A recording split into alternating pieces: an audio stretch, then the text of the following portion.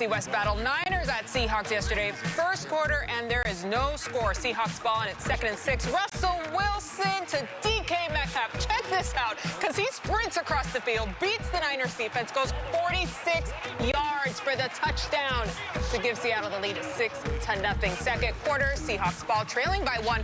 Russell to DK again. The Seahawks win 37-27. This marks Wilson's 4th game with 4 or more touchdowns this season. That's the most in the NFL. I mean, just an incredible game. Take a look at the numbers here, Mooch. Your boy DK Metcalf, 12 receptions, 161 yards, 2 touchdowns. That is a career high for him in receiving yards and in targets. It is just tremendous for him. He's done a heck of a job. Let's get to Game Center, presented by Bridgestone. Mooch, a game that had me a whole wreck yesterday before it started, but the writing was on the wall. Ultimately, that Niners banged-up roster could not contend with the likes of Russell and DK Metcalf. You were a wreck for that game? Huh? Picking it, I mean, ahead of it. I know, that's a hard pick, but this guy's playing like an MVP. Yeah. And that guy, look at that arm right there. Look at it. I used to look like that when I was a kid. That guy's an animal. Let's take a look at this. A couple touchdowns. You already showed him, right? Yeah. Well, we're going to take a good look at it. Scores 0-0 right here. And all they're trying to do is get a completion. You got a little bunch route over here, and you're going to throw the little in route up on top. You're going to try to get 12 yards or so, right? Well, when Russell Wilson throws it to the big guy right here, take it on the inside, he goes, I got some room. Oh, there's a linebacker right here. Let me just dip underneath. I got linebacker, can't cover me in open space. And now, we're going to turn on the Jets. You got 4 49ers over here, and he says, I don't care. I'm a 4'3" guy at 6'4", 235 pounds. Nobody in this league can catch me or tackle me if they get here. Don't let the pacifier fool you. Let's have a little play-action pass, okay? Get rid of those linebackers. And he's going to play a little rope-a-dope like he's going to stock block. He's not stock blocking, MJ. He's running a slant route. And Russell Wilson puts it on his chest. He can use his big body to shield that defender. That's his 2nd touchdown. Like you said, he had 12 catches, but he's tied in the NFL with 7 touchdowns already. Unreal. And his buddy on the other side, Tyler Lockett, has 7 touchdowns as well. Looks good for Russell Wilson, doesn't it? It looks great for Russell. Looks great for the Seahawks. The Niners, though, not looking great. Riddled with injuries, just really struggling this season. How can they get back on track to possibly be in contention in this tough division, Mooch? It's such a tough schedule going forward, too. And Nick Mullins, I like that guy. I know you do, too, from Southern Miss. And he's played quite a bit because Jimmy gets hurt every now and then. But you know what?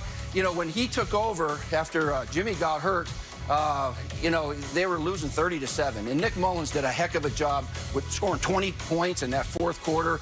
But you know what? This roster for the Niners is probably, or maybe the best roster in the NFL. But the injuries are just killing them. You got guys out for the season. You got changing at running backs and receivers every week. Now Kittle's going to be out. You know, he's their best player. Bosa and Solomon and Richard Sherman, on and on. Deebo Samuels. It's just amazing how many injuries this football team has, and yet they're still 4-4. Yep. A lot of the teams like the Eagles, the Cowboys, Patriots, you know, that have been banged up or people opted out, they don't have that many wins. Right. This team's fighting. It can beat you at any day, and I think Mullins will be a good quarterback going forward. You know, I always say the X factor there, Kyle Shanahan and his mastermind and his depth chart. So we'll see how they contend, but definitely an uphill battle for them. And Mooch, it is a short week for the Niners on top of all of that, because Thursday it's an NFC Championship rematch when the Niners face Aaron Rodgers and the Packers. Thursday Night Football, that's Thursday at 7:30 p.m. Eastern on Fox, NFL Network, and streaming on Prime Video. Now, speaking of Green Bay, they didn't really have a great Sunday either. Vikings at Packers. Aaron Rodgers and the Packers had won 3 straight games versus the Vikings ahead of this one. 2nd quarter, game tied, Packers ball. That was 1st and goal. Rodgers to Devontae Adams takes it right in. Packers lead 14-17. 3rd quarter, Vikings up 21-14. 3rd and 9. Kirk Cousins to Dalvin Cook, the man of the day, takes it 50 yards for the touchdown. More on his ridiculous day in a second. The Vikings win 28-22 and break the 3-game losing streak versus Green Bay. All right, back to Cook, because if you didn't believe in X Factor, just look at what he did against the Packers. 163 rush yards, 3 rushing touchdowns. He added 63 receiving yards and a receiving TD. For good measure, he is the first player with 200 or more scrimmage yards and 4 or more touchdowns in Lambeau history. Unbelievable. David Carr joining me now. What a night for Dalvin Cook. He was a key element in this upset victory.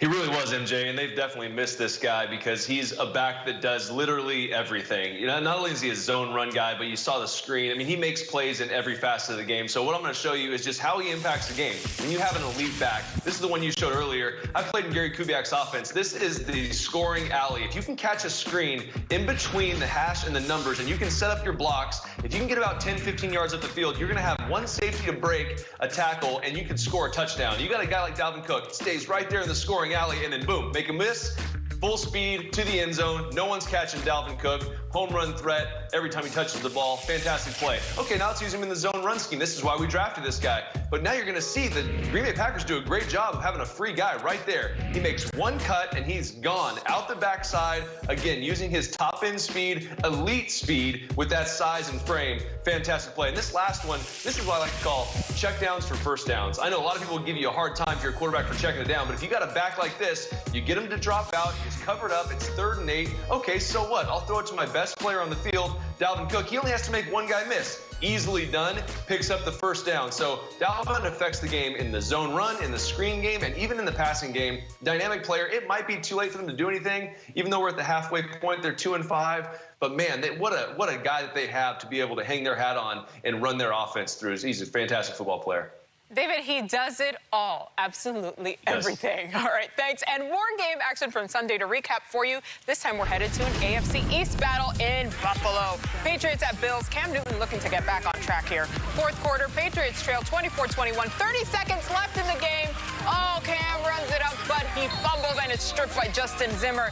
Dean Marlowe there for the recovery. Take another look at this, though. A costly play for the Pats. Bills win 24-21. It's the first home victory for Buffalo against New England since 2011. Here's Cam after the game. At the end of the day, this game is all about production, team production, and for us to be on this losing streak, it has affected everybody, and I know I have to do a better job. And, you know, some guys have leadership, you know, skills that may give them that, or that's not my style. My style is I know what I have to do. There's not a person out there that's going to be more critical of how Cam Newton plays outside of Cam Newton. Okay, so here's the difference in Cam Newton at the start of the 2020 season compared to his most recent game. Cam was 2-1 in his first 3 starts of the year, averaging 238 pass yards per game and an 89.7 passer rating. Fast forward, Newton is now 0-3 in his last 3 starts, averaging just 143 pass yards per game and a 50.1 passer rating. On top of that, he hasn't thrown a single touchdown in that time frame, but has thrown 5 interceptions. Willie, you take it from here, my friend.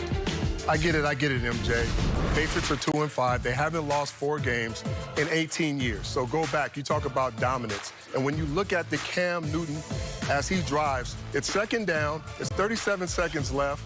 They're down by 3, and they're in the red zone. He gets stripped. He fumbles. This is not Patriot football. I get it.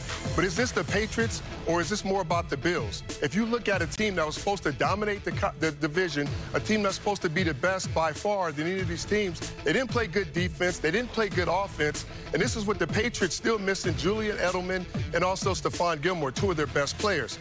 And not to mention the 8 starters that they lost last year, that new starters are trying to figure out the system. So when you look in the division and you look at the Bills, are they really the best team in the division, or is it the Miami Dolphins? It's still a toss-up. Both teams are playing fairly well, but in my opinion, the Dolphins are playing a little bit better. I know that the Patriots are down. I know they're not playing.